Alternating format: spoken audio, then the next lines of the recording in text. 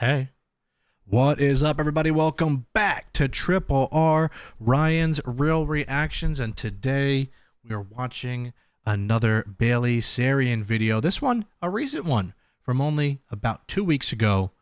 It is titled, "What Drove This Perfect Wife to Kill Her Husband? The Unbelievable Case of Clara Harris." Hope you enjoy. A nice long one for you. That's what she said. Here we go. As always, skipped right to where we get right into it. So Miss Clara Suarez, she was born on February 3rd, 1958 in Bogota, Colombia. Now her father, smart little cookie there, he was an electrical engineer. He was very ambitious, and he dreamed of one day moving to the United States. And it was said that he had a very big impression on Clara. Clara was said to be very intelligent and driven, just like her father. Very pretty. But sadly, when Clara was 5 or 6 years old, her father passed away. So it left Clara's mother, who was a seamstress, to, take care of everything for the family. I feel like Bailey really getting started early with the eyeshadow, huh? Again, Clara, driven, determined, everything. She ended up going to college and dental school in Colombia. And then after that, she ended up opening up her own dental office. Nice. So at 32 years She was a boss. old, she decided to follow through on her father's dream and move to the United States. Houston. Now, she had to get a college certificate in the States before she could practice dentistry there. So she attended college at the University of Texas. And I guess she would pick up small jobs along the way to help pay her way through. But she did it. She was able to graduate and she was off. She found herself a position working at Castle Dental Center in Houston, Texas. So Clara, she's now 33 years old and she's working there, And I guess during this time she entered the Miss Columbia Houston beauty pageant. Okay. It was said she did it on a whim.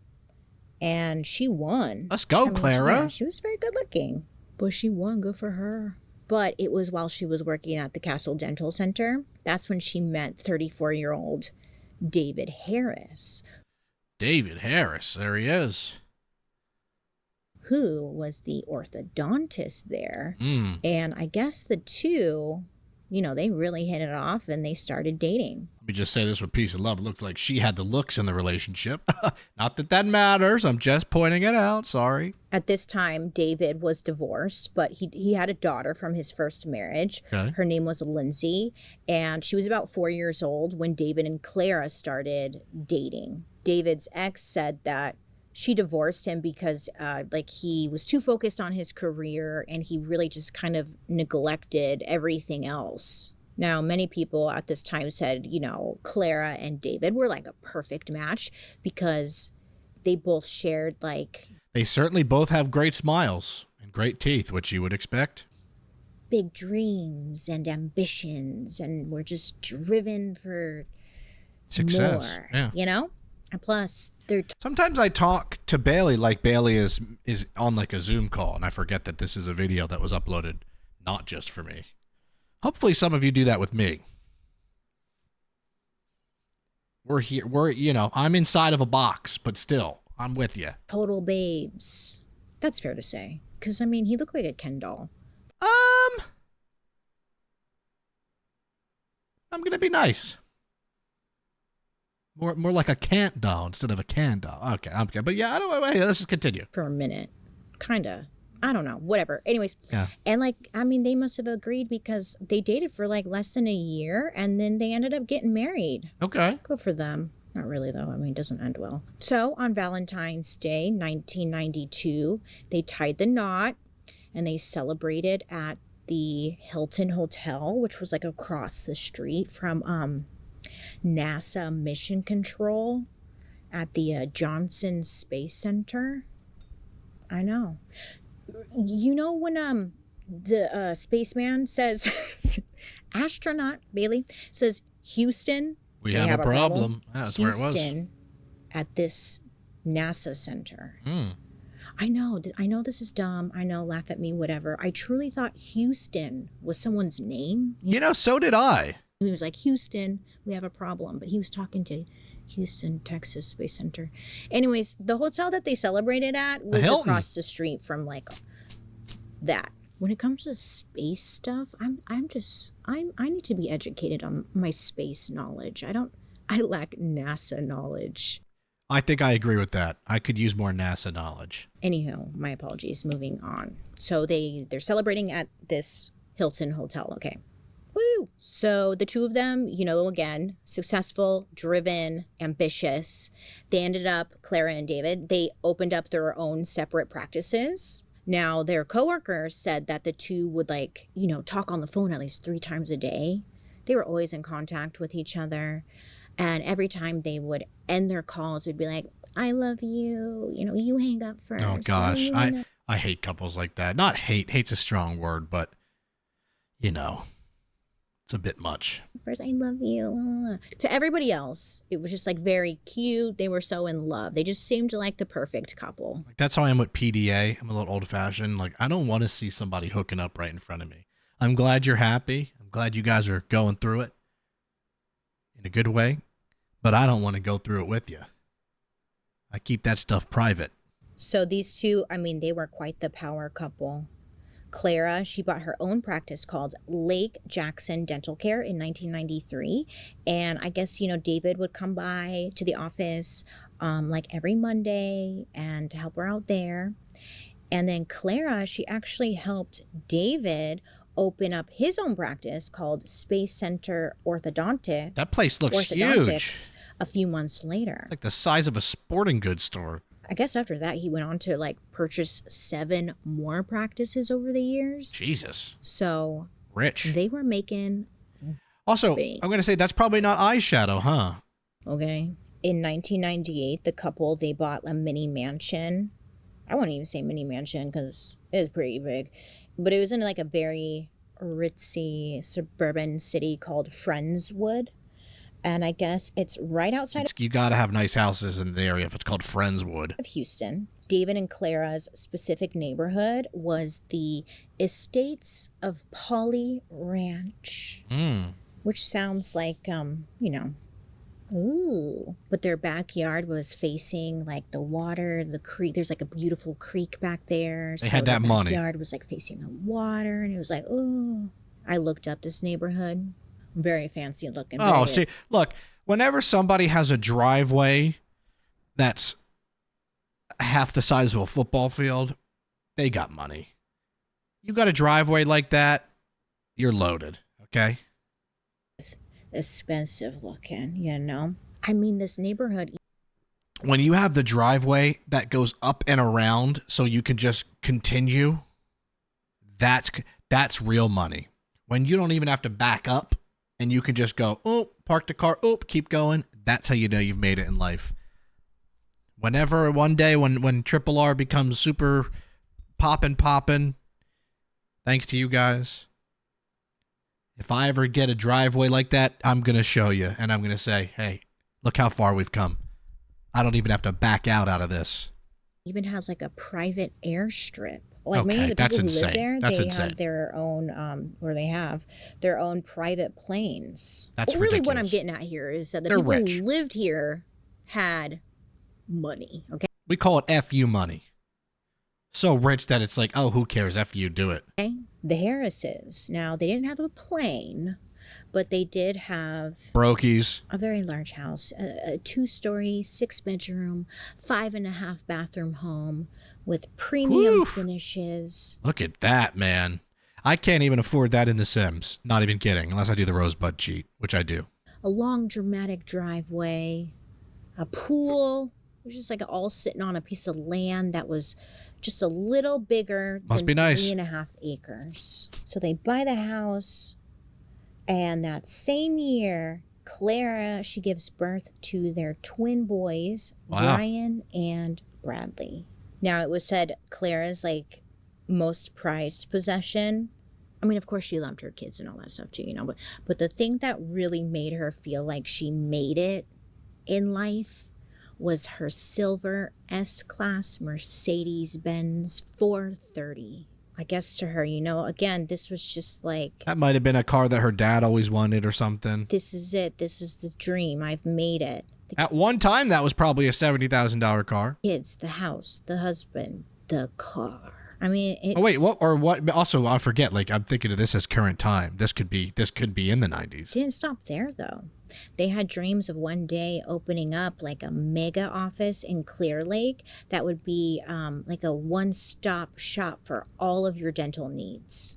Now, while the Harrises were wrapped up in building their empire in this like little rich people area, there was still a lot of hot gossip going on. Always and is. Affairs going on. Always is. And everyone had something to say about everyone. The people love to gossip, don't they? You sure do. Especially rich people gossip. You sure do. Nobody gossips like rich, older white ladies. It's almost like they're like the Michael Jordan of doing that. It's incredible. Come on. Now, there was like, I guess, so much scandal going on that a nearby... I'm really trying to follow the makeup look because you guys know I'm trying to take this seriously. And I'm not sure because I'm like, that's not eyeshadow because the eyeshadow doesn't go under the eyes. So I'm guessing this is almost some sort of base so that she can put on some sort of eyeshadow. Right? Because unless I'm mistaken, I don't believe eyeshadow goes under the eyes. So this might almost be like a foundation. I'm trying my best, and I'm learning a lot, and I'm very into it. Private investigations business called Blue Moon Investigations was actually getting flooded with cases that were all connected to each other. Now listen, we're going to gossip for a little bit, but I promise it all circles back to the Harrises. So go with me on this journey. I trust you. So a woman named Bobby Botcha. What a name. Great name. Bobby Botcha got you back. Great name. There you go. Great name. So yeah, if she ran for office, Bobby Botcha, I got you back. Or Bobby Botcha, vote for me and I'll give you a matcha. I'm not a big fan of matcha though, but I know many are. Bobby Botcha, come on. She was the owner of Blue Moon Investigations. Now, she got a lot of business from wives who believed that their husbands were cheating on them. It was said that the Blue Moon Investigations business like really catered to women. Like they had the scented candles. It was a bunch of women who worked there and they knew their audience, their clients, I should say, So women would come in all the time and, my husband's cheating on me, at least I think they are, blah, blah. But there was this one rare case where two men showed up asking for their help. Their names were Chuck Knight and Steve Bridges. So they came because they wanted to find out if their wives were having an affair with each other. Whoa, okay. Scandal. These two couples, they were best friends. They went to church together. They lived near each other. They raised their kids together. But according to the husbands, their friends and neighbors started suggesting or whispering to them, your guys' wives' friendships, they seem a little bit too close. Are you sure they're not more than friends? People were kind of like suggesting that. They were essentially alluding to the men that maybe their wives were scissor sisters. Oh my God. Nah, scissor sisters is crazy. I'm picking up what you're putting down. Southern like. So maybe this is like a smoky eye tutorial. I'm gonna let it go. I'm very curious. It's getting real dark. Looks like me when I wake up in the morning. Church area, so this is pretty scandalous. Two women potentially scissoring. Oh my God, heads are exploding everywhere. So I guess it was said at first the husbands didn't believe them, like all these rumors and whatnot. But then the marriages like kind of started to go south. So they figured, maybe we should look into it. So that's when they asked Bobby, the private investigator, to follow their wives, Julie Knight and Gail Bridges. Now, wow, look at Gail. Gail's got a cool look to her. She looks like a porcelain doll. Julie was Chuck's wife. Gail was Steve's wife. There was going to be like this one evening where the two women were going to go to the mall together to go shop, while their husbands stayed back and watched the kids. So they're telling the private investigator, like, hey, follow them when they go on this so-called shopping trip together and see if you find anything. According to Bobby's notes, Chuck said, quote, but I bet they will go to a hotel or they might just pull over on the side of a highway to do their business. I mean, scissoring in a car on the highway sounds incredibly like there'd be many cramps involved. Gail has a boob job, and my wife will not be able to wait to touch those puppies. It almost seems like the husbands were looking forward to this. End quote. All right, Side note, later on, Chuck swore he did not use the word puppies. He said everything else. I said tatas. But he said, I didn't say puppies. Just a little funny. Glad Chuck note, clarified. Okay. But that's it. Okay, you get it. Bobby, she took the case and she followed Julie and Gail. She followed them to the mall. She then followed them to McDonald's. They went through the drive-thru. She followed them, okay. And then she followed them back home. Now the PI, she did not see anything that looked romantic at all. So Bobby ends up going back to the husbands to let them know, like, I didn't find anything, And Chuck apparently asked her to, quote, unquote, inflame, aka exaggerate her findings just a little bit and say that the two got really close in the car and like did something spicy. He's like, just say you saw that. Now Bobby, she's like, no, I am not going to do that. She told them, like, even what's Chuck into? Even if two women Chuck the cuck, maybe? What's going kiss on? or hug, it doesn't mean that they're sexually active with one another. Freaking bozo. So after that, case closed. They're not lovers. They're just friends. Jeez. Listen, in Texas, if you are getting a divorce, and let's say it's considered your fault, like you're cheating, they're pretty strict there. You automatically become at risk to lose more or even everything in the settlement. So I think it's safe to say, low key, I think these guys just wanted a reason to get out of the marriages and like not lose their money, the houses and everything. So 6 months later, in July of 1999, guess who showed up at Bobby's office? It was none other than Julie Knight and Gail Bridges, the wives of Chuck I thought she was going to say Clara. and Steve.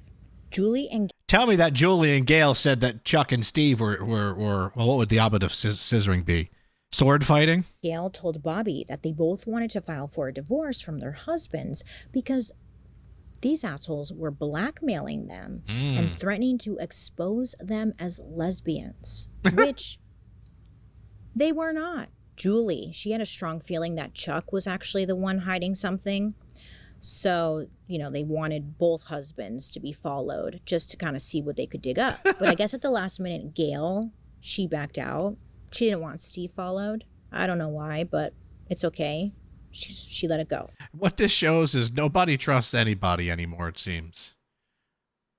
So Bobby, the PI, again, she took on the case. Of course she took on the case means they paid a lot of money.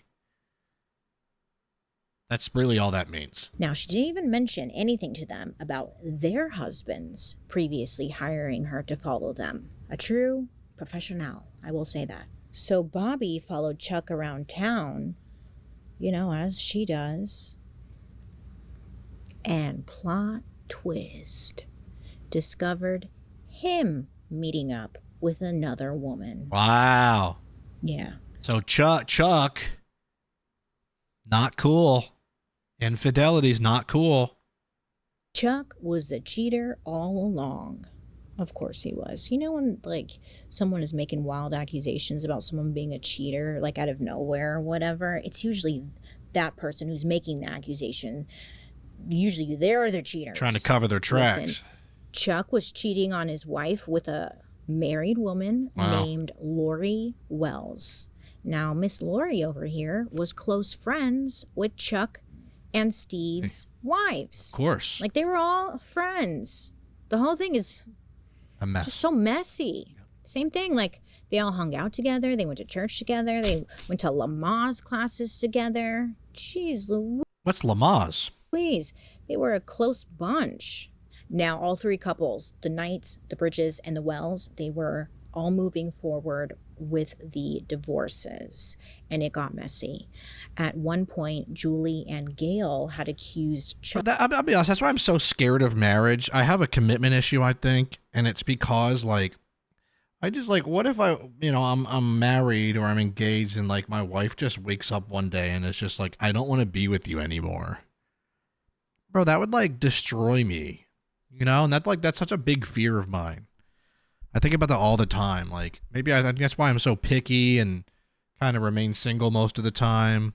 Like, I go on dates and stuff, and I date people, but, like, I think I'm just so scared of that because there's so much divorce these days.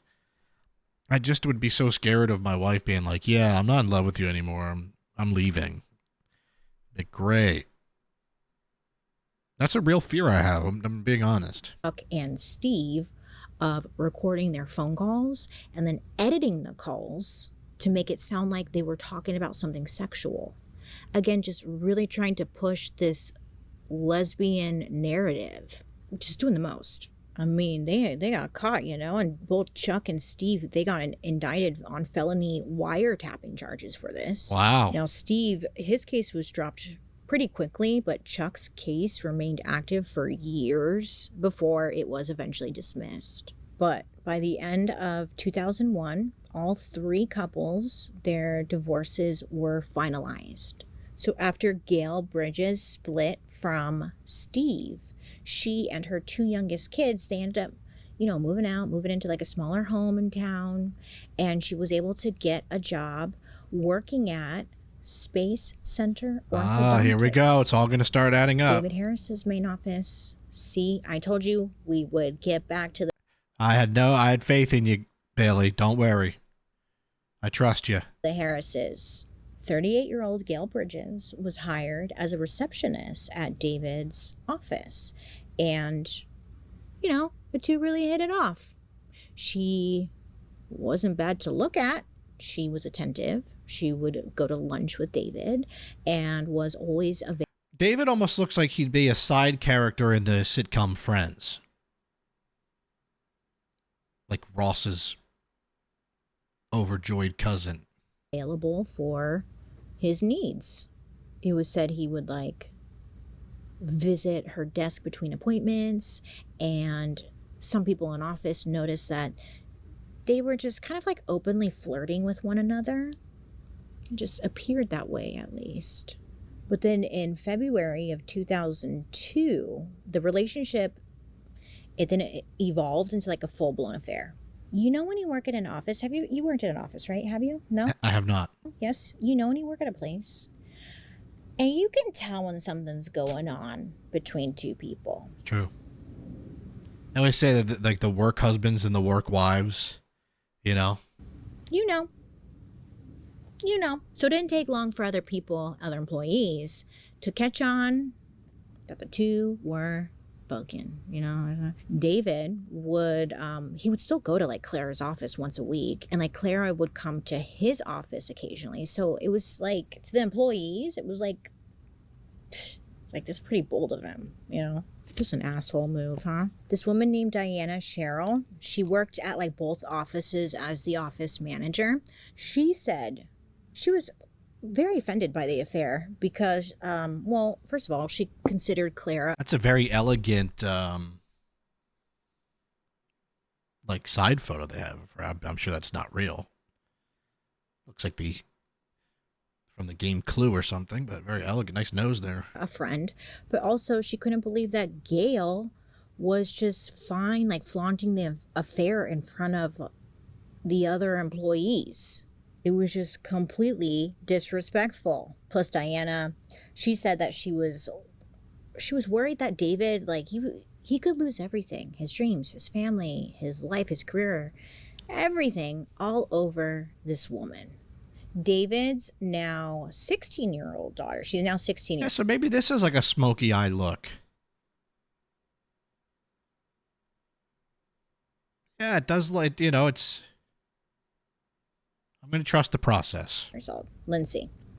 She would come to Friendswood every summer to live with her dad and Clara. And while she was there, she would work at David's office. And I guess there was one day where she went to the office, she's working, whatever, and her dad had dropped like a patient file on the floor.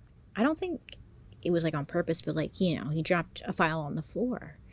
And then Gail, she got up and she like walked over there and she bent over and she picked it up for him. You know, in that really sexy way where the butt looks real nice. She's like, oh, let me get that for you. The bend and snap, yeah.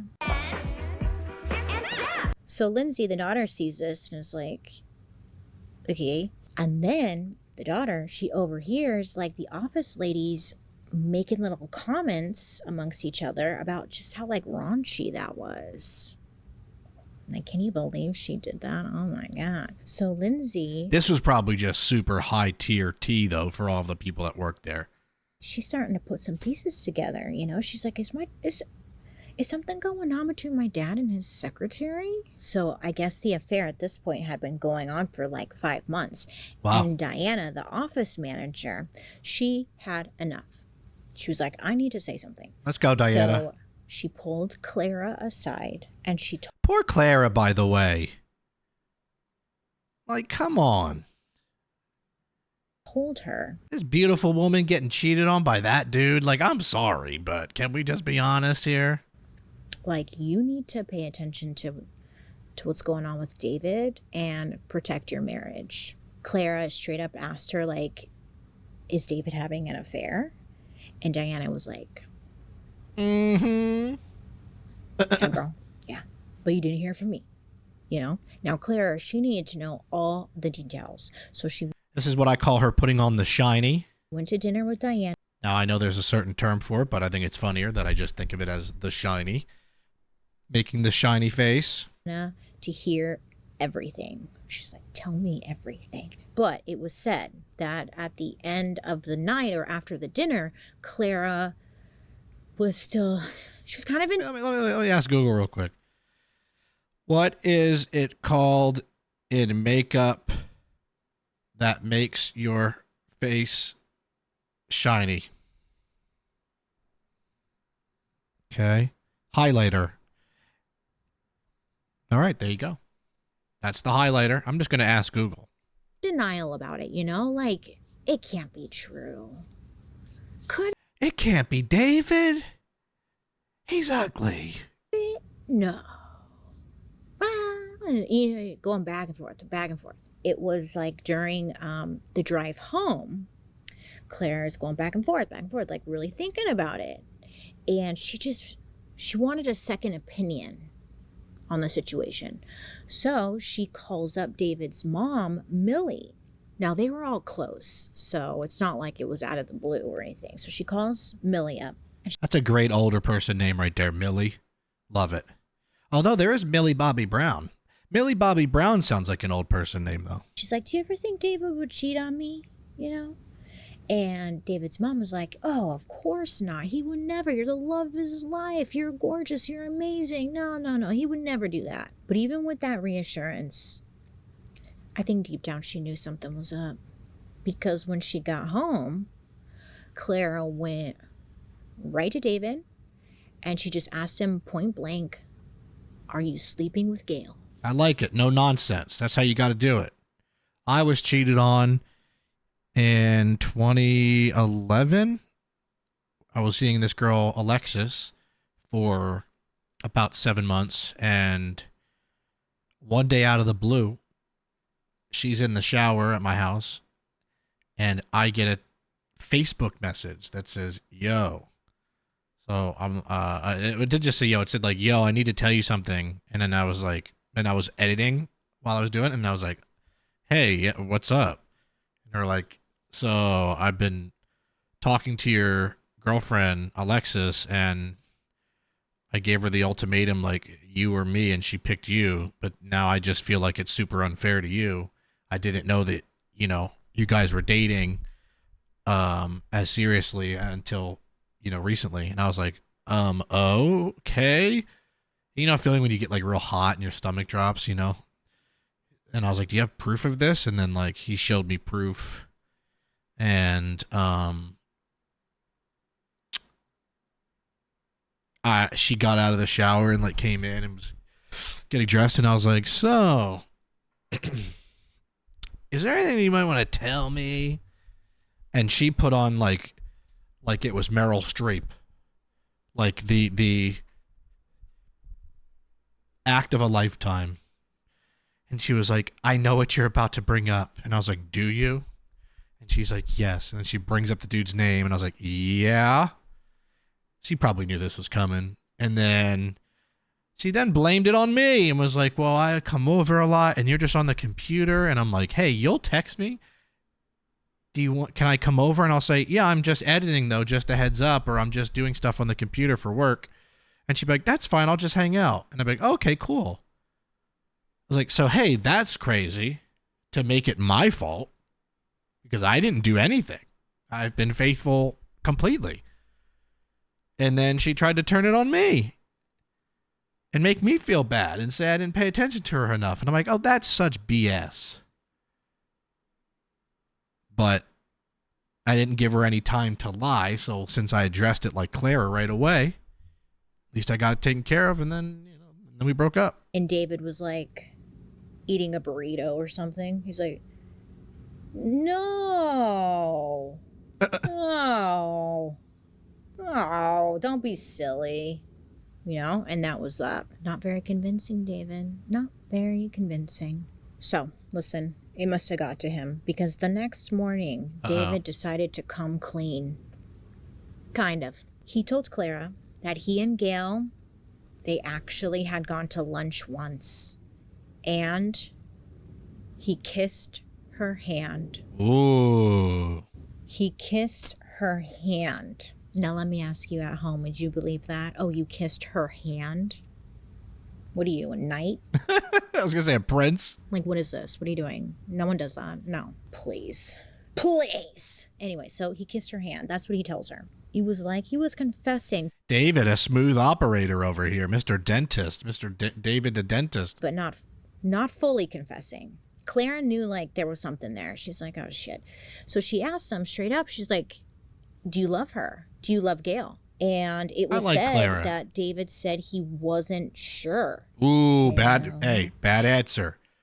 You don't want to hear I'm not sure. If you're in a relationship or you're married, you want to hear absolutely not. I don't, no hesitation. Also, let's do another Google here. What is it called in makeup? What makeup do you put over top of the foundation? Foundation. After foundation, you should apply concealer. Okay, so this is the concealer. All right. Okay. Claire's reaction was allegedly calm. I say allegedly because I can't imagine any of us being calm in that moment, but she said she was calm. She said she was like, fine, if you want to be with her, then I will file for divorce. Good, like, it was Clara. very matter of fact. Fine. Good on you. I'll get a divorce. Fine. David, I guess, did not want that. He begged her to stay with him, saying that he would do anything to avoid a divorce. Again, I think going back to that whole like Texas situation, like if you get a divorce and you're caught cheating or whatever, you could lose everything. And it's like maybe he doesn't want to do all that. But that's just my wild guess here. I don't know. Maybe he did want to work it out. Either way, he begs her, please no, stay with me. We'll work it out. We'll figure it out. Now, Lindsay, the daughter, she was like downstairs or something, like in the kitchen, and she overheard the conversation. So when Clara had like walked into the kitchen area, Lindsay tells Clara like everyone in the office knows about the affair. Wow. And people talk about it like all the time. At this point, Clara realizes that David, he was not telling her the whole truth. So she goes back upstairs and she confronts him. And I guess they're yelling at each other. It said that she slapped him. Let's go, Clara. And she just started yelling at him, saying that he needed to fire Gail right away and that they needed to go to marriage counseling, like if this was going to work out. I'm sure that was said at some point, because she slaps him, and then it said David like threw Clara to the floor. Whoa. But it's just a whole situation. Okay, well that's you know, look, I guess it's, you can say, well, she shouldn't have hit him, but it's like, it's kind of overpowering her. Right? Now, Lindsay, the daughter, again, she heard all this commotion, right? So she goes running upstairs. She gets in the middle of it, starts yelling at her dad, like, why are you pushing Clara? And it's a whole thing. And it said at one point, David kind of is just like, fine, you know, I'm leaving. Wow. You will never see me again. And it's okay. Typical cheater fashion, like put the blame and then be like, oh, play the victim. It kind of stops everything, okay? It was very dramatic. So everything cools off for a whole 5 minutes, and then They go get in that beauty blender, aka I call it the little pink egg. then shortly after, they all piled into the same car, and they My question is, though, if you put on foundation to make your face shiny, but then you put over the concealer, is that not getting rid of the whole point of the foundation? Or I guess it's still showing through a little bit. drove to work together. So family drama, you know. So once they get to the office, Clara, she went right up to the receptionist desk. Oh, and okay. she tells Gail, we need to talk outside. Pack So your bags. Clara, she asked Gail one question. What kind of relationship do you have with my husband? And I guess it was said that Gail, she just like couldn't give a straight answer. I'm sure she was scared. She didn't want that smoke. But like she couldn't give a straight answer. Also, if Clara's Colombian, Colombians can be feisty. So Clara demanded that Gail give her office keys. So Gail gives her the keys, and then Clara walks back into the office building, which like locked Gail out. Let's go, And Clara. basically like fired her. I love it. So later on, Clara called David's parents, Millie and Gerald, and she told them all about what happened. So his parents arranged for a dinner where all four of them could talk about the situation without like the kids around, you know? So that night they went to Millie and Gerald's house, they ate dinner, and they talked about how the couple should move forward, reach forgiveness, and suggested to David that he should talk to their pastor. During the dinner, David finally admitted to being intimate with Gail, like fully coming clean. And I guess, you know, the family, they prayed over it, and that was it. They prayed over a pork chop. Guess, you know. But it was said that the night seemed to have ended like in a good place. Okay. It's unclear if anyone had asked him why he had the affair in the first place.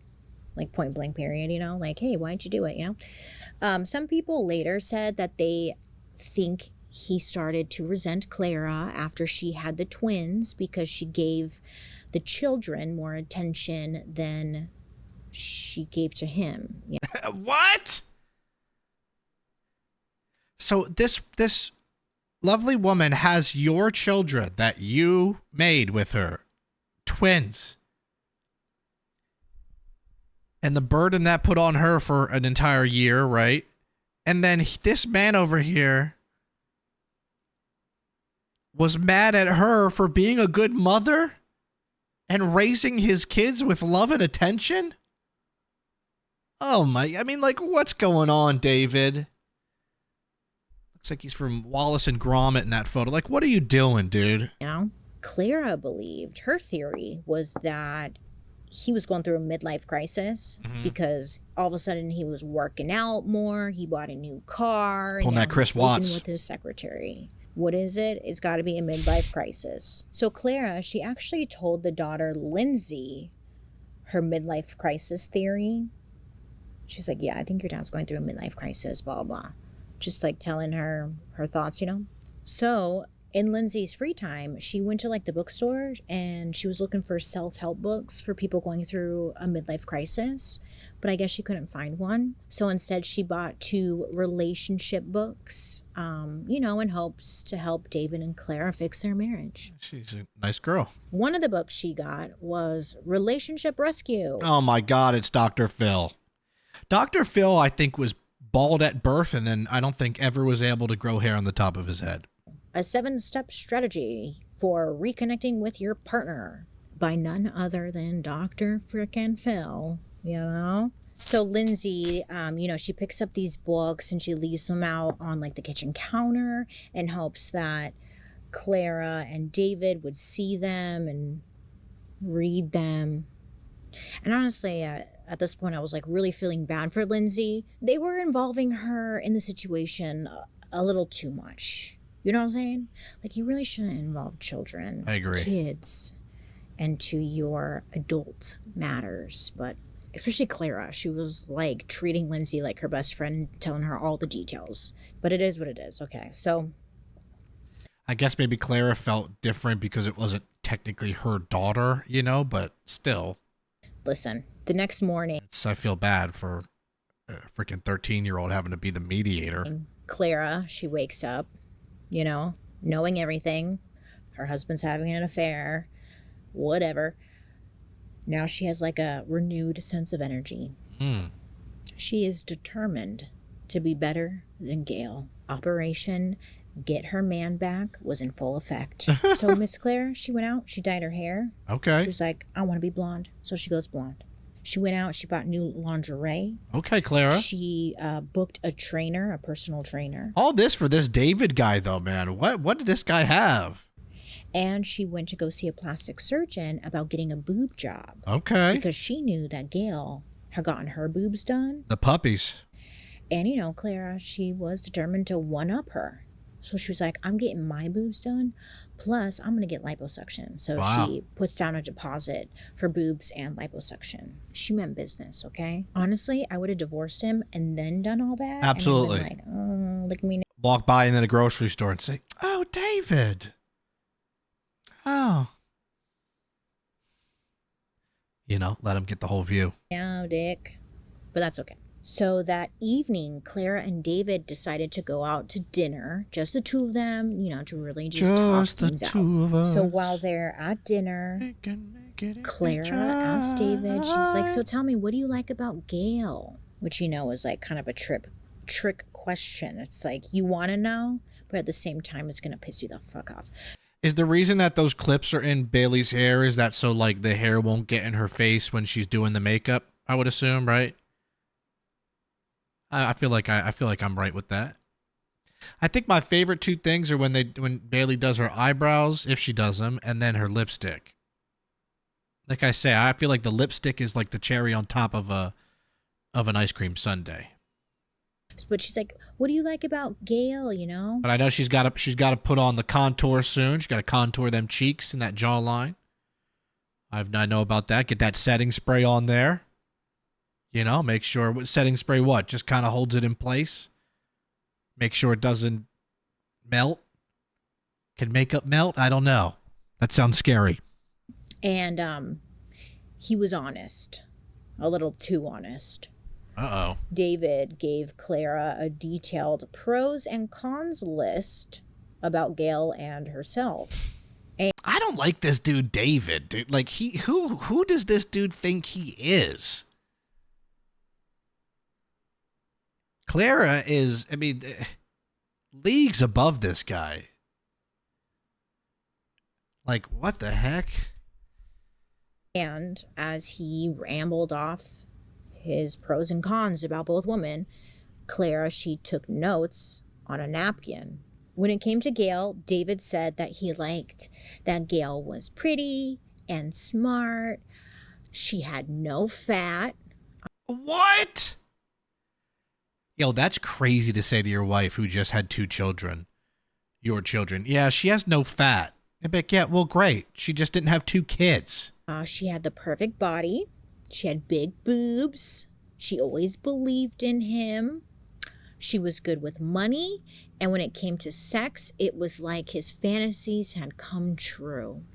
His cons list about Gail was that he didn't like her hands and feet. He thought they were kind of masculine. Didn't like her hands and feet? And those were his cons about Gail. Like, okay. So then it was What a Clara's weirdo. turn. She's like, okay, what are my pros and cons? And David was like, well, I like that you're pretty and smart and you have better hands and feet than Gail. Oh. And that was it. It was like, What a weirdo. His cons list, the things he didn't like about Clara, was a lot longer, okay? He had this long list. He straight up tells Clara, he's like, I don't like how you don't let me do the things that I want to do. I don't like how you interrupt me all the time. I don't like that you plan everything. I think you're a poor communicator, pessimistic, and you spent too lavishly. Oh, and she interrupted him all the time. He didn't like that either. Like, hey, guess what? I'm going to interrupt you here. You're the one that cheated on me. Okay? I'm the one that could divorce you right now, and you would be screwed. She's writing this down like, oh, okay. He then went on to say, because he wasn't done, he also said that she was fat, a large person, too big. Look at her. A large person, fat, too big. And that their bodies didn't fit well together during sex. Oh, hell no. Oh, that's insane. Not with a nose like that, David. What are you doing? That's vile. That's like, legitimately, though, that's vile to say to anybody, especially a woman, especially your wife and the mother of your children. Like, that's a life-ruining comment right there. Excuse me? Now, listen, if this were me, I know. If this were you, I don't know what. I would flip the table. I would absolutely. Like, why am I trying to make this work with you? I'd be throwing hands. I would. When I was reading that, I was like, why? If that were me, I would start going back and start listing all the things I didn't like about his dumb ass. Yeah. So you got a small PP. I'd be like, oh, really? That's interesting because your dick is lacking girth. Me and Bailey are on the same length here. Huh? Get it? Length, girth joke, but seriously. Your hairline disappearing. You have bad breath in the morning. Tell him. You have no personality. Say, you know what? And I don't like your teeth. Suck. I don't know. Just your feet, toes. Ew. Ugly. Like he's Mr. Perfect. Like he's the prize to be won. Anyways. But she took these notes. And it's just, yeah. He could have held back. He really didn't have to say all that. And if you see a picture of Clara, what are you talking about? She's not even fat. What are you talking about? Right. The next day, Clara announced at work that she would be stepping back, to focus on low-key her makeover, but also her marriage and family. She was going to take a moment, After that, David told Clara that he wanted to talk to Gail and tell her that the relationship was over. It's done. Clara said that she understood, and she would be comfortable with him calling her, but David insisted that this needed to happen in person. Oh, God. So Clara told him to set up a dinner or lunch and that she would drive him to the restaurant. She would sit outside. She would watch the conversation and wait for him to get the closure he needed. But she wanted to go with.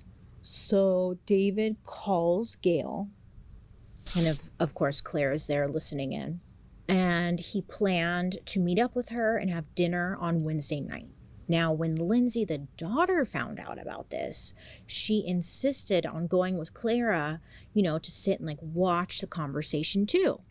She wanted to tea. Again, this was too much. This is insane. This did not sit right with David, and he decided that no one should come. Oh, boy. Okay, actually, no one's coming, and I'm just going to do it alone. Well, the week is going by, and Clara is all up in her thoughts, thinking about shit. She's coming up with some wild conclusions, as sometimes we do, And she remembered hearing rumors around town that Gail was a lesbian. So Claire is like, oh my God, what if Gail was actually like seducing David for his money so she and her girlfriend could like live a lavish lifestyle together? You know, she's like, yeah, that's probably what it is. It's gotta be that. Now she wants to tell this to David, but she's like, I need proof in order for him to believe that she's a lesbian. And yeah, I need proof. So she goes to none other than Blue Moon Investigation. I'll tell you, man, they get a lot of business for these people. Honestly, if this man were a prize at the end of a race, I would walk backwards. Same. I don't know why everyone wanted him so much. So Clara calls them up and she fills them in on... There you go, filling up them brows. Get that brow pencil. I looked that up too. Brow pencil, add depth. Sharpen the lines a little bit. Get a little geometry in it. Geometry? Geometric shape. all of the drama. And Clara asked for them to start by listening in on David and Gail's breakup conversation that would be happening on Wednesday night, which actually makes me think like maybe she didn't think she was a lesbian, because if she thought she were a lesbian, wouldn't she want the investigators to follow Gail first? Yeah. Whatever. Anyways, so Blue Moon Investigations, they take on the case. So now it's Wednesday evening and it's time for David to meet up with Gail. Now, he was supposed to be going straight from the office to the restaurant to meet with Gail, okay? And let me guess, he doesn't. Ooh, we're already halfway through the video. Hold on. Why do I look so... I look like I just fell. You know, I think my chair fell. There we go. Hello, everybody. Just a quick halftime break. How you doing? Make sure to like the video while you're still here, because sometimes, you know, the video ends and you leave and you forget. Leave some comments down below. At least try to come up with some in the next couple minutes, or when something crazy happens soon. Hype the video and subscribe to the channel. Click subscribe if you haven't. Seriously, please. I would love to have you back. I also have an entire playlist of the videos I've watched from Bailey. There will be many more to come. That playlist will be linked in the description. It's also on my channel if you want to watch all of them and catch up on everything Bailey Sarian. All right, I think that's it. Back to the video. So Clara, she calls up like one of the ladies who works in the office, and she asked her to essentially like follow David to see if he was indeed going to the restaurant. I know, it's like, yes, she hired the private investigator to like follow them and whatnot, but like Clara just did not seem to be very patient in this moment, and she wanted extra eyes on the situation. So I mean, I kind of get it, though. She didn't trust him. Friend ends up following David. Okay, now this is... Okay, now what's this? This is like mascara for the eyebrows. Would this be considered brow mascara or brascara? That's a question for the audience. And then ends up calling Clara. Okay, cell phone. Remember, cell phones.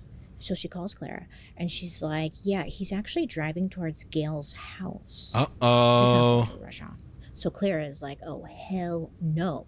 What's the address? What's the address? I liked it. This is really picking up. Gives her the address. Now, this lit a fire in Clara's ass, okay?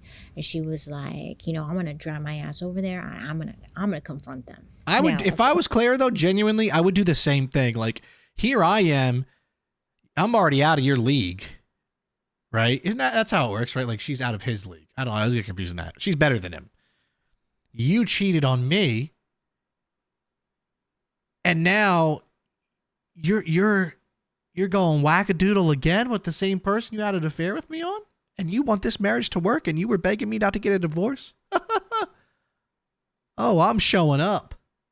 According to a later interview Clara gave, she said She gets off the phone, whatever. She chugged a bottle of wine. Okay. She grabbed her car keys. Okay, I don't love that she drove drunk, though. I don't like that at all. I don't condone that. And was heading out to the car. Lindsay, the daughter. Oh, no, my poor assumption Lindsay. here was that she's like kind of witnessing Chaos, what's going on, because Lindsay decides to join her.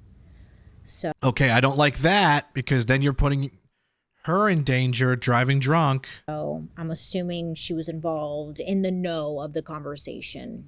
But Lindsay joins her, and she's the one who actually decides to drive Clara's Mercedes.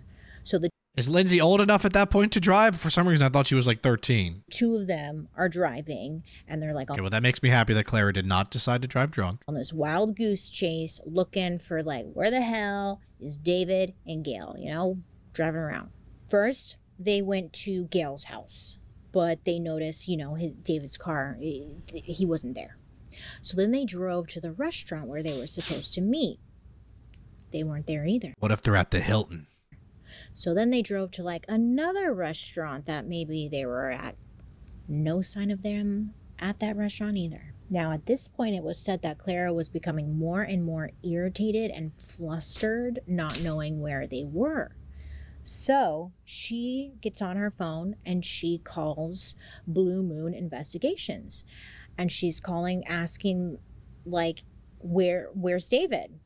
And the operator said, listen, it's not our job to give a play-by-play report on whatever job it is we're performing, for fear that the client might react poorly or impulsive on like whatever is being found. So that's what they tell her on the phone. But Clara isn't taking no for an answer. So she ends up asking for the cell phone number of the specific private investigator who was on the case. And they gave it to her. They went against their own rules and they gave her the phone number. So Clara calls this person. Now she's contouring. Up this specific private investigator, and she's like, I know that's to shape the cheekbones. Where are they? Whatever. And the lady says, like, you need to be patient. We're at a hotel. Oh my God, I just said that. Oh my God. Now, when Clara hears this, It's the Hilton. Oh, it literally says it down here. Clara chases David to the hotel. Word hotel. Boop. Little light bulb goes off. She's like, I know exactly. The honeymoon hotel. I know where exactly. And guess what? Apologies ain't happening at the hotel. Let's just say that right now. They are. We're going. He wanted one last hurrah with her hoo-ha. A hoo-ha hurrah. David and Gail, they were at the Hilton Hotel. Boom, I knew it. It was the Hilton Hotel where David and Clara celebrated their wedding. Yes, That's messed up. That's messed up. Asshole move. Asshole move. So Lindsay drives them. This dude, David, sucks. In every way imaginable. He is terrible. There. They go to the hotel. Like, is there any redeeming quality? Sorry, that face is funny. Me when I'm an octopus. They pull into the parking lot. They see Gail's SUV. They know what she's driving. So Clara, she hops out of the car. Bussing up her car. Okay, Clara. Punches out like the tail lights. Keys. Not that I condone violence, but The car. And she keyed that car. Holy hell. Doing all the things. She's doing the most. Taking all the anger out. And I don't condone that, but that's fine. Just exactly. Leave it at that. Just leave it at that, girl. You should have just gone. That was it. But they wanted more. Clara hops back into the Mercedes. Lindsay, they pull into like a parking spot or whatever, and then they hop out and they head into the lobby. Clara and Lindsay, they go to the front desk. And Clara asks the front desk person, like, what's David Harris's room number? Or what's Gail Bridges' room number? The front desk person tells them, like, we don't have anyone under those names staying here. Oh, they used an alias. Later on, we find out that David paid in cash Wow. and told the front desk guy to, like, not take his name down or anything, and they didn't. They never took his name down. Now, technically, legally, and all that stuff, not taking someone's name down is against like Hilton policy. Yeah, And because later like you need to know what guests are staying. down the line, the front desk employee ended up getting fired and in trouble for all this. But yeah, they're not supposed to do that. Yeah, that's a But risk. also, I feel like if someone asks for a room number, they're also not supposed to tell you what room number it is, right? Like, But also, like, what an idiot David is. Like, of any hotel to pick, you pick the hotel that your wife is the most familiar with, knows exactly where it is, and the hotel that you got married at, just to make matters worse. isn't that a policy too? Doesn't matter either way. The front desk guy is like, there's no one here by that name, but they know that they're there. So Lindsay comes up with like this master plan. Lindsay's a little genius. I'll get him to come out to leave the hotel, you know? So she texts her dad that her brother is like really sick and he needs to rush home immediately. Like, you know, it's urgent. So she texts him and then she calls him to make it sound extra urgent. David answers and is like, okay, like I'm on my way home. I'm coming. So Clara and Lindsay, they're waiting She's gonna hit him with a baseball bat. lobby area, waiting for David to come down. But he's taking a little too long. Where is he? So now Clara calls him, calls his phone, saying the same thing. The boys are sick. You need to come home. You need to come. Blah, blah, blah. And again, he says he's on his way. So they're waiting. Lying. They're waiting. And just when Clara and Lindsay, you know, are about to leave the lobby and like go outside and wait, the elevator doors open and guess who comes walking out? It's David and Gail, and they are holding hands. Wow. Not a lot of apologizing and calling off things. What an asshole. So he was planning on just like saying, "Hey, let's just continue this, and I'll just tell her that we're not together anymore." When Clara sees this, she goes off. She starts screaming, "You bitch, he's my husband!" And she's like launching herself at Gail. She's pulling at her hair. She's ripping her shirt. She's like getting her I don't blame her. good, slapping her. It was a lot. It was a lot. And then I guess at some point, kind of love it, not really, but kind of at some point, Clara makes an announcement to like the hotel lobby because they're in the lobby, right? And people are just watching. Clara's like, "This right here, this is Dr. David Harris, and he's fucking this woman right here." Let's go. Let's go, Clara. If you were in that lobby, you'd be watching like. Oh, I'd be recording that. I'd be on TikTok in 10 minutes. Damn. Oh shit. So Clara, losing it. So, you know, this whole thing's happening, right? Remember, Lindsay, the daughter, still there. She gets into the middle of it. She grabs her little purse, hitting David with it. This is funny. Her dad hitting with the little purse. And she's like, "I hate you. And it's a whole show, okay? Mind you, like the hotel employees seem to have let it go on a little too long, but eventually they were enjoying the free show. It's like Cops being filmed right in front of you. They step in and they try to break up Clara and Gail, who are essentially playing tug of war over Gail's shirt. David steps in and, you know, he puts his hand on Clara's head and like pushes her to the ground. You know, guys, when they got big hands, it's like your fucking whole head and just pushes you down. I guess while she's down, David and the front desk clerk, they usher Gail out of the back of the hotel to her car. And then other employees, they guide Clara and Lindsay out the front of the hotel. So it's like, everyone, take a deep breath here, okay? It should have ended there, okay? Whoa, so, something going on the lips there. Take a deep breath here, okay? Powdering the... Okay, hold on. Why do some people powder their lips?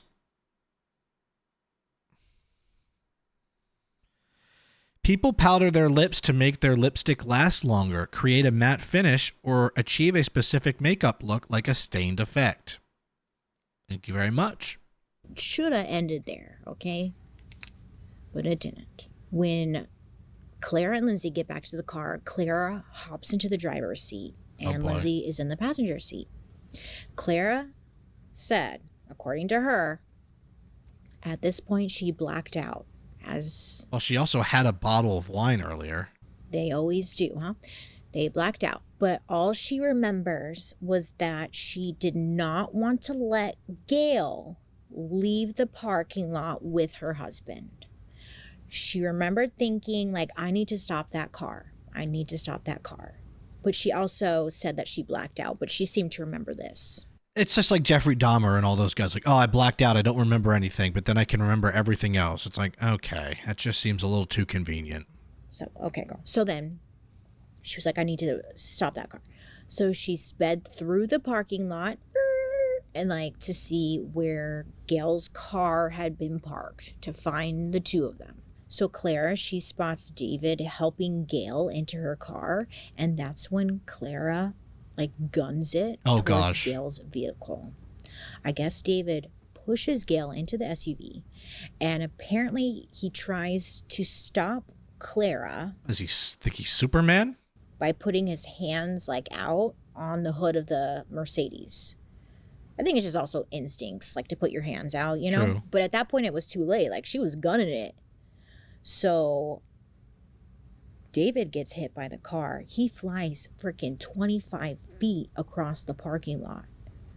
Damn. Lindsay, daughter, witnesses all this. Oh my gosh, poor Lindsay, dude. Thing, screaming, okay? And she's trying to like get out of the car, but Clara, she guns it again. Oh no. This time she runs over David. Oh my. Okay? Because he went flying. So she runs him over. Then she turns around and she runs him over again. Oh, so she was blacked out or not. She was wanting to make sure he wasn't going to get up. And then she does another 180 and runs him over a third time. Wow. Before stopping the car. Now, Lindsay, the daughter, obviously deeply upset. She's hysterical. She's screaming. Oh my gosh, you know, she gets out of the car and she like runs over to Clara's, the driver's seat, you know, and she like pops her in the face. Damn. And then I guess she like falls to the ground and is just screaming and sobbing. It was. Yeah, I mean, she just witnessed one of the worst things you could witness as a daughter. Said, according to Clara, that when she got popped in the face by Lindsay, it's kind of when she like came back to and reset her batteries. Was in shock about what she had just done. So she gets out of the car and she runs to David. I do know that there are, you can like almost black out from rage, or you can be so angry. It's like blackout isn't even the right term, I feel like, but it's just like, I'm not an angry person, so I don't really get like that ever. But like, I guess if somebody pushes your button so much, you go to a point of no return. There we go. There's the setting spray. Very good. Other witnesses who were staying at now, does that burn your eyes? I mean, I would assume it doesn't, but the hotel, obviously they heard a lot of commotion, screaming, crying, yelling. It was all coming from the parking lot. They heard someone yelling like, he's been hit. So some eyewitnesses like ran out to the parking lot and saw that there was a man on the ground and a woman over him, and it was Clara. And the woman was holding him saying, David, look what you made me do. And was like aggressively shaking him. Oh, wow. The witness said that she got between Clara and David and like tried to get Clara away from him and was telling her to back off because like if someone is in that type of condition, like you should not be moving them. Yeah. Just shaking them aggressively. You can make things worse, So the witness said she was trying to get her away from him. They always portray like if someone gets in an accident, you go in and like the hero goes and grabs him out of the car and saves them. But like a lot of the times, like unless the car is like about to explode or on fire, You're supposed to leave the person in there so that they can properly be removed so that they don't have any neck, spine, or brain injuries from the sudden jerks. Witness also noticed that David's injuries were bad. Like, it was said like the side of his head was completely scraped off, essentially. And like his teeth had come out. I feel so bad for the daughter, though, Lindsay, because having to witness all that is just unbearable. Oh, it was awful. And then they said that Lindsay, the daughter, came over yelling and screaming and like hysterical, obviously, and was just yelling like, that's my daddy, that's my dad. Tragic scene. Where was Gail during all this? Yeah, was she just sitting in the SUV? I didn't even actually think about that. She might have taken off at this point. I'm not sure. But David, he was clinging to life at this point. So the police arrived on the scene and David was taken to the hospital where he was pronounced dead. Clara was arrested on site. Now, I don't know about you, but I was like, where the hell was Blue Moon Investigations and all this? Like, weren't they supposed to be there watching, you know? Like, why didn't they see Clara and Lindsay kind of pop up at the hotel and, like, stop them? Right. Well, the private investigator said that, you know, I guess that night she had invited a friend to join her because it was clear that David would be gone for a while. And she was just kind of, like, watching his car to see when he would leave. So she's like, just come with me. We can, like, you know, hang out and, like, sit and chat. So that her and her friend were just chit-chatting, watching David's car. And I guess they just completely missed Clara and Lindsay showing up to the hotel. Not too good of PIs. But when they heard, like, tires screeching, and they saw Clara driving like a mad woman, the private investigator started videotaping. Oh, wow. Yeah, we have the video. Wow. But, you know, it's nighttime and it's dark and she's filming from kind of wow, far look at her away, go. so she's zooming in. Footage is grainy, but it starts right after David is hit for the first time. I mean, it was definitely see the car running. Claire who had done it. It was Clara, and she was charged with murder and was out on a putting in the lashes. $30,000 bond the next day. That feels like not a lot because that's only, what, 10%? That's what, $3,000? No. What's 10% of 30,000? Yeah, $3,000. Now, Clara had claimed that the whole thing was an accident, that she only hit David once. She probably didn't expect there to be video. Even though there were multiple witnesses said that it was 3 times. They saw her do it 3 times. So Miss Clara, she hired a well-known lawyer. His name was George Parnham, who had just been in the public eye. Looks like George Lucas. The year before. Because guess who he defended? Andrea Yates. I don't know who that is. Should I know who that is? You remember? Andrea was the mother in Texas who had drowned her 5 kids. What? Newsweek, I killed my children. What made Andrea Yates snap? Understanding postpartum depression. Whoa. Okay, might need to do. Is that something I need to dive into, guys? Let me know. Yeah, during an episode. Drowned her 5 children? Of postpartum depression in 2001, and George, he defended her, you know. Jeez. So George, his defense, his plan was to prove that Clara basically blacked out with rage or sudden passion and had no clue as to like what she was doing. So Clara, she pled not guilty to the murder of her husband. So her trial started on January 21st, 2003 in a Harris County courtroom. I was 12 years old at that time. David's parents, Millie and Gerald. Millie and Bobby and Brown. They showed up to the trial in support of Clara. Wow. That's surprising. They really liked her. They really believed it was just like a tragic accident. And she was still the daughter-in-law. Did they not see the footage? Knew and loved. Lindsay, the daughter, she immediately turned against Clara, as she should. I mean, of course. Like, it seemed like she was on her side, obviously, with the affair thing, and then seeing the whole thing with Gail. And of course, I get the whole, being mad at your dad, but then seeing your dad get run over 3 times, I would also turn on that person. That's also not his, her real mom. I mean, it was hard for her because Clara was like the mother figure she had kind of been supporting throughout this whole affair. But now to Lindsay, like, Clara was her enemy, which I'm sure we all can agree, completely understandable. Yeah. Remember they had twin boys? Well, I was gonna say, what happened with the boys? They were now like 4 years old, and they were in the temporary custody of their grandparents. Now, for this case, it was a little tough to select jury members. Yeah, especially because everyone probably many people knew. felt like they understood where Clara was coming from and that David got what he deserved. I know it's a very Chicago vibe. If you had been there, if you had seen it, I bet you would have done the same, So they had a tough time finding jury members who maybe didn't feel that way. But eventually, after jury selection... I guess you're supposed to pick like a super non-biased jury. The trial itself, it lasted about 3 weeks. The prosecution relied on the evidence. I'll give you guys my opinion when we're done here, or at least in a couple minutes. Tape of Clara running over David 3 times to argue that her that footage will probably seal the deal. Goal was to kill him.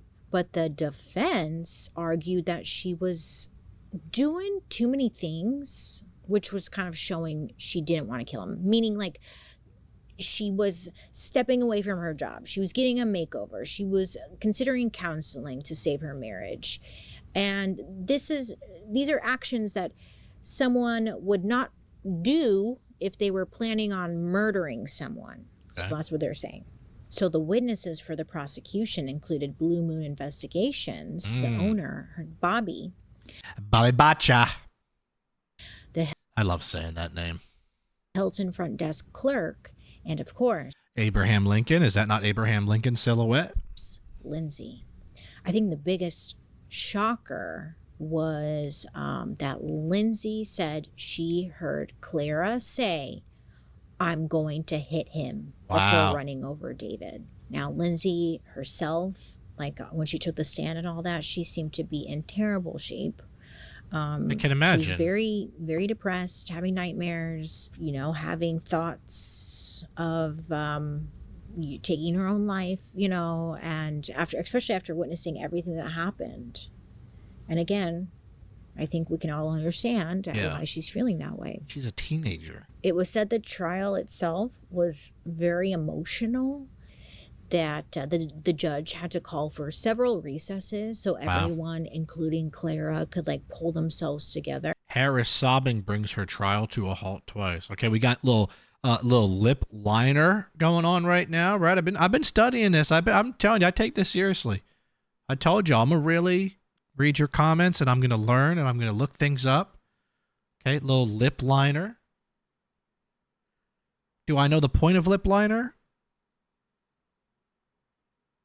No, so I'm going to look it up right now. What's the point? What's the point of life, it says? That's a deeper question. What's the point of lip liner? Lip liner. The point of lip liner is to define the lips, help prevent lipstick from bleeding, and increase the staying power by creating a barrier. That makes complete sense. That's what I thought, but you never know for sure until you check. Let me get this lip liner on. Hold on. Look at that. And now I get it. Come on, let's go. I hope some of you are proud of me. Episode 1 of me watching Bailey compared to, what am I on? 7, 8? I don't even know. 6? I don't know. But whatever. I'm learning. And now we got the lipstick, baby. The cherry on top of the ice cream. Defense's turn.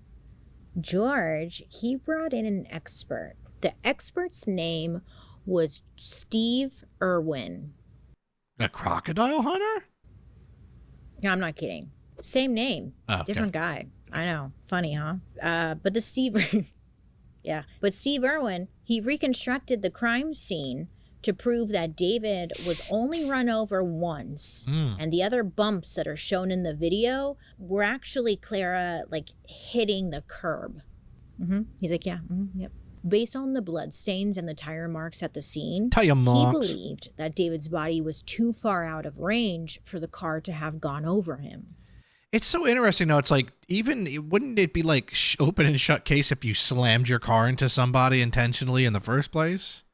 So Steve Irwin created a video to like explain this, but the judge did not allow it to be shown in court. Wow. So instead, Steve, he brought in a whiteboard and like had some magnetic cars to kind of like illustrate his point. He's like, you got to get crafty, you know, but it wasn't like as clear or very convincing. David's family and some of the women from the office testified in support of Clara. Everyone loved Clara. Oh my gosh, everyone loved Clara. They all talked about how sweet, honest, good-natured she was, how her relationship with David was like a match made in heaven. One employee even mentioned how devastated Clara was in those final days, saying Clara lost like a noticeable amount of weight from all the stress. Well, yeah, girl, you killed someone, you know, so okay. But one person no one expected to show any support towards Clara was the mistress, Gail. What? So Gail testified, and when she got up there, this is a crazy video. She was like, yeah, David told me. These videos are great because, like, you got to let it, it's like a slow burn. You got to let it, you got to let, like, Stephanie's real good at this too. Bailey's so good at this. It's like at first you're like, what's going on? What are we talking about? Who cares about this? The husbands and the you know, the blue moon, and then it all comes together, and then all these things happen, and then now of course we know who everybody is, and it all adds up. Like, he had an open marriage, and she said that she didn't blame Clara for being angry. She's like, yeah, I get it. Actually, I could see that. Yeah. It's a real girl's During girl. trial, Clara actually took the stand and shared all of the details about the 8 days that led up to David's death. Now, according to the media, her account of what happened really tugged at the heartstrings of the public. Some Harris jurors relate to defendant. In-laws profess love for woman being tried in killing of their son. Most people felt like David put Clara through hell in the days leading up to his murder, and it seemed clear to them that Clara still loved David, that she'd done everything she could to make him happy, but he still chose the other woman. The closing arguments were given. Then the jury went to deliberate. And on February 13th, they found Clara Harris guilty of first-degree murder with a deadly weapon. I kind of had a feeling they would. Now, the jury was then sent back to deliberate on a sentencing recommendation and whether or not they believed this was an act of sudden passion. Listen, in Texas, sudden passion is when someone is overwhelmed with rage or fear and commits a crime. I mean, I guess that makes sense then. Out of that emotion. Like if you started your period and you're just raging and you're like, I guess that would be sudden passion. And if a jury believes that this is why the crime happened, the sentence would be much lighter. And in some cases, even taking like a first-degree murder charge and dropping it down to second-degree murder. In Clara's case, if it was considered sudden passion, it could take a potential life sentence that she was kind of facing and turn it into something like 20 years maximum sentence. I was looking into this. I was like, that's interesting. Sudden passion? I've never heard of that before. Okay. And on February 14th, which would have been Clara and David's 11th wedding anniversary, Jeez. The jury did find that this was a crime of sudden passion, and they recommended a lighter sentence. Because it was considered a crime of sudden passion, Clara I mean, definition-wise, it is. was sentenced to the maximum penalty of 20 years, fined $10,000, So that means she's out now. and would not be up for parole until she served at least 10 years. I always thought for some reason Texas would be like the psycho ones. I agree. And like, look them up forever, but I get okay. Clara tried to appeal her case on the grounds that not all of the evidence was presented, like the Steve Oh, so she only got 20 years and she still felt like it was not fair. Irwin video, but she was denied. After her sentencing, there were actually quite a few lawsuits that followed. Clara ended up suing her lawyer, George Parnham, for overcharging her and breaking attorney-client confidentiality because he was giving information to a true crime author who did not have Clara's permission to write a book about her. Oh, that's snaky from George.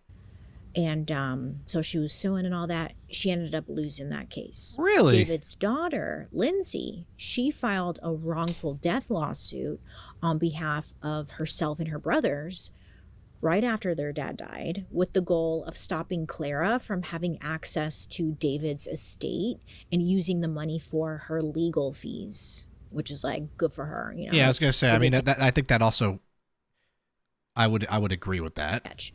Lindsay won her case. That's good. And, you know, the estate was like split evenly between all the kids. That's good. Millie and Gerald, David's parents, were promised permanent custody of their grandsons.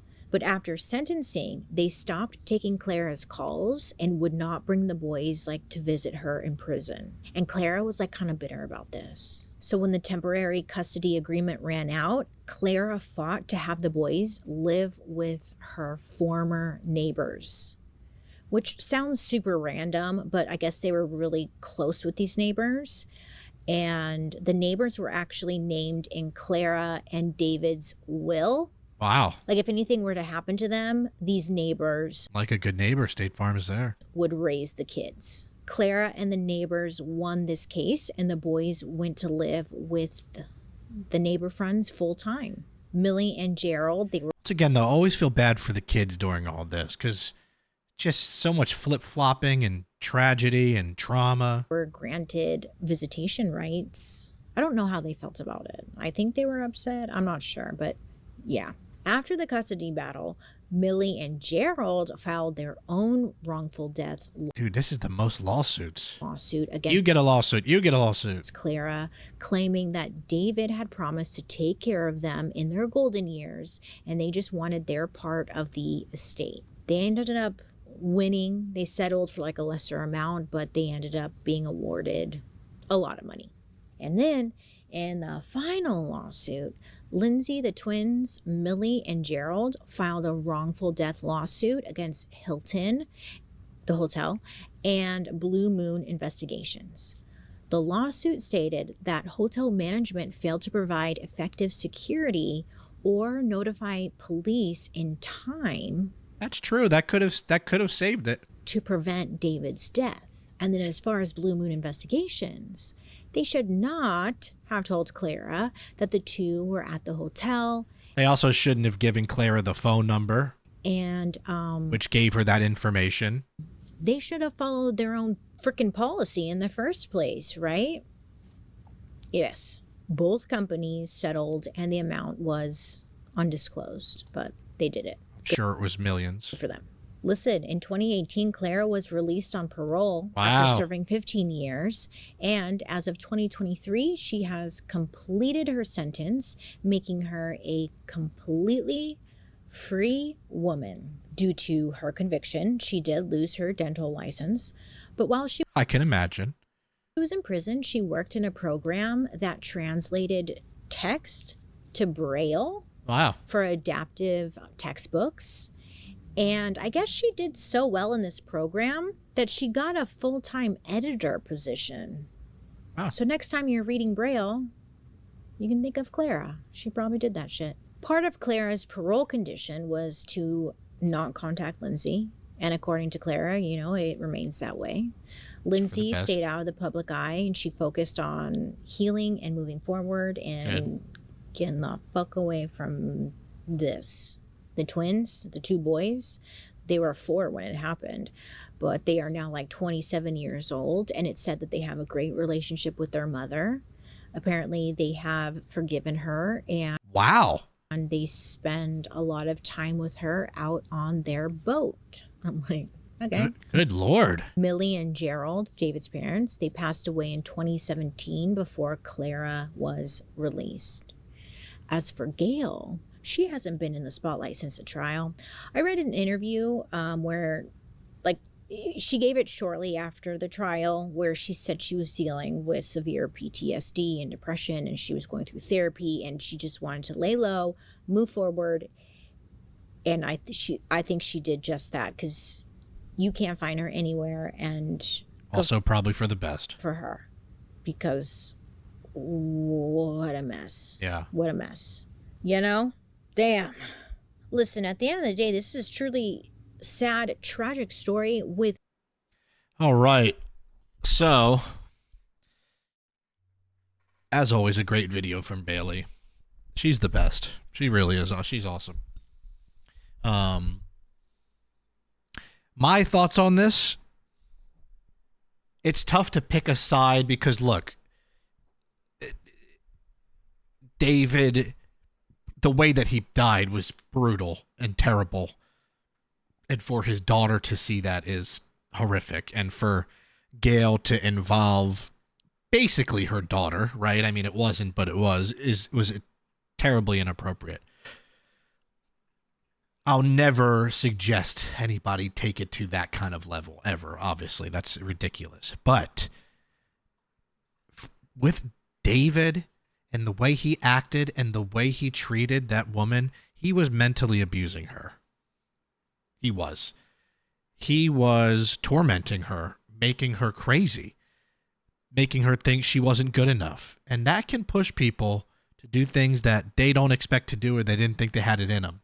On top of that, doing all those things to her trying to change herself, him begging for her back and not to get a divorce, and then to go behind her back again and continue to have that affair while they were supposed to be having their breakup conversation or whatever, that's just diabolical. So I'll just say that she did her time. And at this point, I'm almost happy that she's a free woman. I don't condone it, but I also don't condone that behavior of David because it all falls on him. If he was just loyal and committed to his wife and his family, none of this ever would have happened. But he, they say, play stupid games, win stupid prizes, and that's what happens, What a crazy story, though. Let me know your thoughts in the comments, as always. Do you agree with me? Do you disagree? It's okay. It can be either or. Like the video before you leave. Make sure to leave a comment down below. And, of course, subscribe to the channel if you haven't. Just check if you have or not. Maybe you haven't.